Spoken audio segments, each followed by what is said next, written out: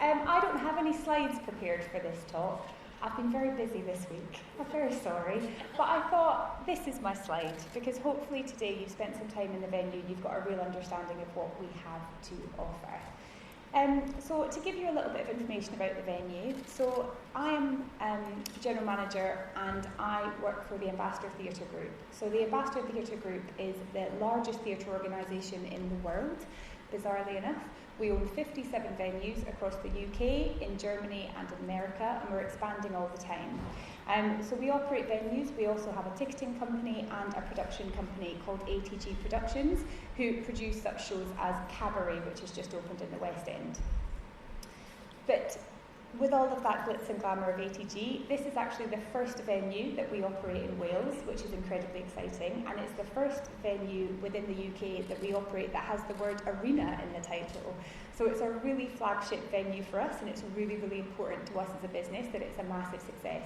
So we came onto the project around 5 years ago, which I think was when they only just started planning. So we've been a really key part, and we've really partnered with Swansea Council and Buckingham and all of the contractors that have been involved in terms of what the venue is going to look like today as we open.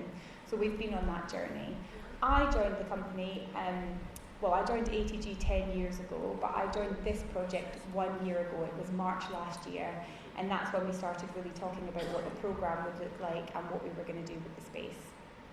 So it's been a real long time coming, and I can't tell you how bizarre it is for me to be standing on this conference stage to you today, because I've seen so many drawings and mock-ups of what this would be like for other people, and I was here to operate it. I never thought I was going to be the person standing on the stage in the pictures doing the talking. So please bear with me, it's a very surreal moment. So the way the venue has been designed is primarily as a music and comedy venue. So we can seat just under 2,200 people. So for John Bishop, who opened our venue just on Tuesday, feels like years ago, just on Tuesday we had just under 2,200 people in. These seats were filled. This wall comes out, it moves back into the wall, and we have bleacher seating and more seating that comes out onto the floor. So where that exhibition space is today is full of seats, and then we build the stage. So that's probably the configuration that we're going to be in the most. If you've looked at our programme, we have a huge amount of comedians, and we also have a few musicals in there, like Jersey Boys. That's going to be that seated configuration. The second configuration is for gigs. So we've got Royal Blood opening the venue this Saturday, and for that show, all of these seats will be out, but then the event floor will be cleared and we'll build the stage, and we have a capacity for 3,500 for that. So that's how many people will be in on Saturday. And then, of course, we've got today. So this is, most people aren't going to see it set up like this, so it's really incredible that we've been able to do this on our first week. And a really big thank you to Zoe and Dawn for being so patient with us while we've been setting this up, because this has been very challenging. So obviously, again, the event floor, we can take absolutely everything out. We can put exhibition space in there. But we can also use that for banquets. So we've got a catering kitchen, so we can banquet for 750 people up there. So we can have a conference up here for 750, and then they can move down and do a banquet.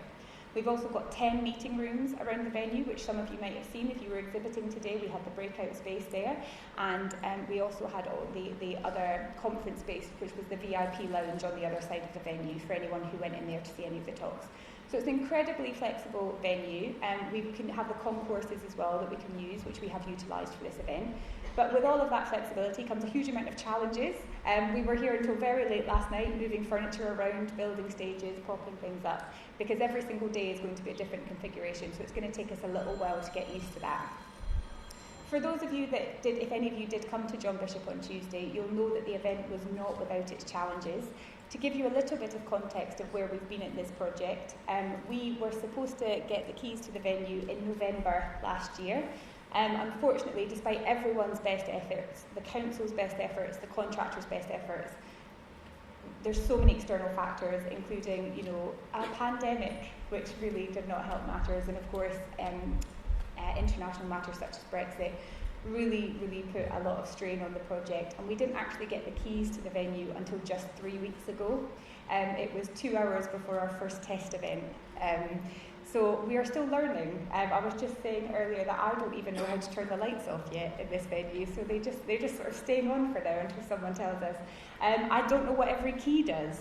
And again, this is something we experienced this morning, because it's the very first time we've pulled the stage out. It's the very first time we've put this projector on. We're figuring out what works and what doesn't work. So the hilarious situation that happened in John Bishop was, it was the very first time that we pulled the seats out of the cupboard, and there wasn't enough. Can you imagine? So there was people that were arriving with tickets for a row Y that did not exist. They were walking up to us and said, I don't know where I'm sitting. And we were like, oh gosh, we don't know where you're sitting either. So as a venue team, we had to really, really pull together and try and come up with some interesting solutions. And we did, and everyone got a seat, and it was incredible. And what was really wonderful is that the first 10 minutes of John Bishop's act was him talking about how incredible the venue was. And he did, bless his heart, do a little shout out to the venue team, because he had seen us. He had seen us putting all the seats out, and he'd seen us scrambling, and he could see how we were struggling. And he said, look, there's going to be some teething issues, but this venue is absolutely gorgeous. And he had a fantastic night, and the feedback that we had from the production was, and I don't know if I'm allowed to say this, but he said, I'd rather come here than to Cardiff. And we were like, well, I think that's what we've been trying to achieve, isn't it? So that's fantastic. And so that means even with all of the issues, even with all the apologies and everything like that, they still understood how great this venue is and what a great asset it will be. So that was, it was just what we needed, in all honesty, to keep plodding on. And I'm sure we'll have the exact same reaction on Saturday when Royal Blood come. In fact, they arrive tomorrow. We are at the start of their tour. They go from us on to other venues such as the O2. So they're going to have a very big production that we're going to be popping in. Thankfully, they're standing, so we don't have to pull the seats out of the cupboard again. That's one relief. But we're hoping to get the same reaction from them. And what we're wanting to do is we're wanting to prove that these world-class acts should be travelling down the motorway and visiting Swansea as well. That there's a hunger here for events. John Bishop sold out in just a few days. There's plenty of people here that want to buy tickets, and there's plenty of people that don't want to travel to Cardiff. So what we want to achieve is we want to achieve a really full programme. We want it to be varied. There will be plenty of you, I'm sure, in the audience that are saying, I don't actually know who Royal Blood are. And that's absolutely fine. That show's not for you. But I promise there will be other shows in the diary that are, and you'll come to those. And when you come to us, you'll go for dinner beforehand. Hopefully you'll nip to the shops. You'll stay at one of the gorgeous hotels. Maybe you make a weekend of it. And that's what we want to do. We want to really show off Swansea.